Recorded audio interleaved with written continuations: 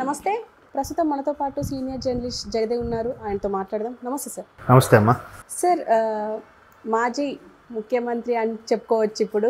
ఎందుకంటే వైఎస్ జగన్ ఒక ట్వీట్ చేశారు, దాడులు బాగా జరుగుతున్నాయి, దాన్ని ఆపాలి అని చెప్పేసి. అయితే ఏమంటారు సార్ ఈ దాడుల గురించి? అంతకుముందు ఆయన హయాంలో కూడా దాడులు జరిగాయి, ఇప్పుడు జరుగుతున్నాయి. అసలు ఎలా చూడొచ్చు అంటారు దీన్నంతా? ఎలా చూడొచ్చు అంటే, ఒక రకమైన కక్ష సాధింపు చర్యలకి తెరలేపారు. అది ఎవరైనా కానీ. అంటే ఎక్కువగా కక్ష సాధింపులు వీళ్ళున్నప్పుడు వాళ్ళ మీద వీళ్ళు అంటే కొంచెం చాటుమాటుగా చేసి మా ప్రభుత్వం కదా తప్పించుకుందాంలే అనే దాఖలాలు ఉండేవి. ఇప్పుడు 2019కి ముందు. 2019 తర్వాత ఏమైపోయిందంటే ఓపెన్ అయిపోయింది. మా ప్రభుత్వం మేము ఇలాగే చేస్తాం, మేము ఇలాగే ఉంటాం, బరాబరు చేస్తాం, ఇప్పుడు తెలంగాణ స్టైల్లో అట్లా తయారైపోయిందమ్మా. అంతే కదా. ఇప్పుడు 19కి ముందు ఇట్లాంటి బూతులు తిట్ల పురాణం ఉండేదా? గాడిదికి వచ్చినట్టు 50 ఏళ్ళు వచ్చాయి, ఆడ సన్నాసి, ఆడ ముసులు డొక్కునా కొడుకు, ఆడ 420, ఇవన్నీ ఎక్కడైనా వచ్చాయా? 2019 ముందు లేవుగా. ఏ రాష్ట్ర చరిత్ర తీసుకున్నా. మరి అప్పుడు ఎవరేం చేశారు?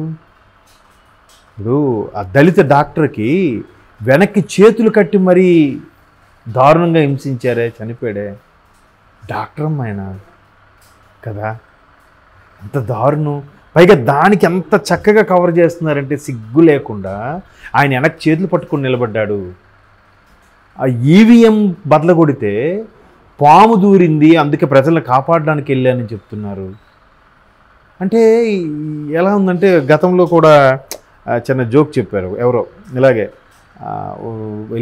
మా నాయకుని కలవడానికి వెళ్ళాను, వాడిని తీసిపెట్టి వాడు కొట్టాడు అని అంటే, వాడు వచ్చి ఏడ్చుకుంటూ చెప్తే ఆ నాయకుడు ఇమేజ్ పోతుందేమోని, లేదురా మా సార్ ఒకసారి నన్ను ఓదార్చరేలుగా అని చెప్పాడు.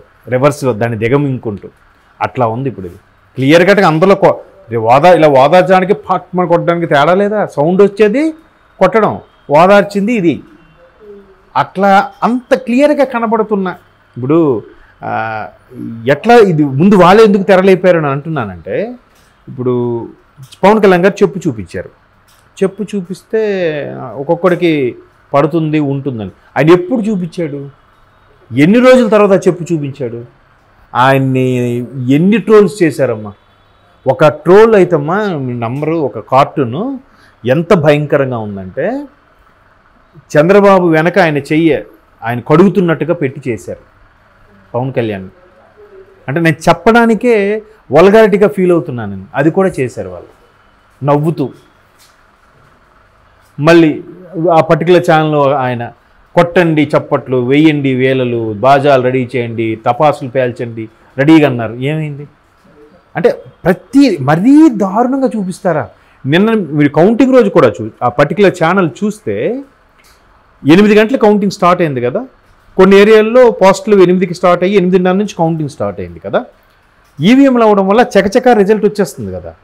9 గంటలకి ఆ పర్టికులర్ ఛానల్ చూస్తే వైసీపీకి 7 లీడింగ్లో ఉంది, టీడీపీ 1 లీడింగ్లో ఉంది. 9కి అన్ని ఛానల్స్లో టీడీపీ అప్పటికే కూటమి 23 లీడింగ్లో ఉంది, ఇది 1-2లో ఉంది. ఇది అక్కడ కూడా అబద్ధమే, బ్లేమే. అది ఎట్లా అలాగా? అంటే రేపు పొద్దున మన ఛానల్ ఒకటి చూడరు అనే ఫీలింగ్ ఉండదా? అంటే మనకి ఈరోజు గడిచిపోతే చాలు, జనాలు మర్చిపోతారులే అని ఫీలింగా? ఎట్లా మరి అంత? ఇప్పుడు వాళ్ళైనా ఎవరెవరైతే వాళ్ళు యాజమాన్యం చెప్పిన దాన్ని ఫాలో అవుతున్నారో దానికి, సార్ మరీ ఎంత పచ్చి అబద్ధాన్ని కూడా ఇలా మాట్లాడితే బాగుంది సార్, మన రెప్యుటేషన్ పోతుంది సార్, రేపు పొద్దున బయటికి వెళ్తే నా మీద పేడ జల్లుతారు సార్ అనైనా చెప్పాలి కదా. అట్లా కాకుండా వాళ్ళు చెప్పిన దానికి మరికొద్దిగా మసాలా యాడ్ చేసి చప్పట్లు కొట్టండి, వేయండి వేలలు, కాల్చండి టపాసులు, మాతో మోగిపోతుంది అని ఎట్లా చెప్తారమ్మా? కొంతవరకే. ఇప్పుడు ఎంతోమంది ఉన్నారు అందులో కూడా, యాజమాన్యం చెప్పిన దాని ప్రకారం చేసేవాళ్ళు ఉన్నారు. మరి ఈ పర్టికులర్ పర్సన్స్కి ఎందుకు అంత పేరు వచ్చింది? అంటే వీళ్ళు కొంచెం మసాలా యాడ్ చేయడమో, పావలాకి 5 రూపాయలు చేయడమో చేశారు కదా. పావలా ఇస్తారంటే 5 రూపాయలు యాక్షన్ చేశారంట. అలా చేసినట్టే కదా వీళ్ళకే పేరు వచ్చింది. అంటే వీళ్ళు కూడా కొంతమంది ఎలా ఉంటుందంటే, గుడ్ ఆర్ బ్యాడ్ వెళ్ళిపోవాలి, మనం జనాలకు వెళ్ళిపోవాలరా, మనకు నేమ్ వచ్చేయాలరా అనే ఫీలింగ్లో ఉంటారు చాలామంది ఒక మోసలో. కాబట్టి అలాగ అన్నీ జరిగాయి. ప్రజా వేదిక కూల్చేశారు, దళితులు డ్రైవర్ని చంపేశారు, దళిత డాక్టర్ని చంపేశాడు, 9th క్లాస్ కుర్రోడు కూడా పెద్దవాళ్ళు రాజకీయాలు మాట్లాడుకునే అవి ఇన్ఫ్లుయెన్స్ ఎదురుగా ఉన్న పిల్లల మీద పడుతుంది కాబట్టి ఆ పడి వాళ్ళు పిల్లలు కొట్టుకున్న పిల్లల్ని చంపేశారు. ఎన్నో ఇవన్నీ కాదమ్మా.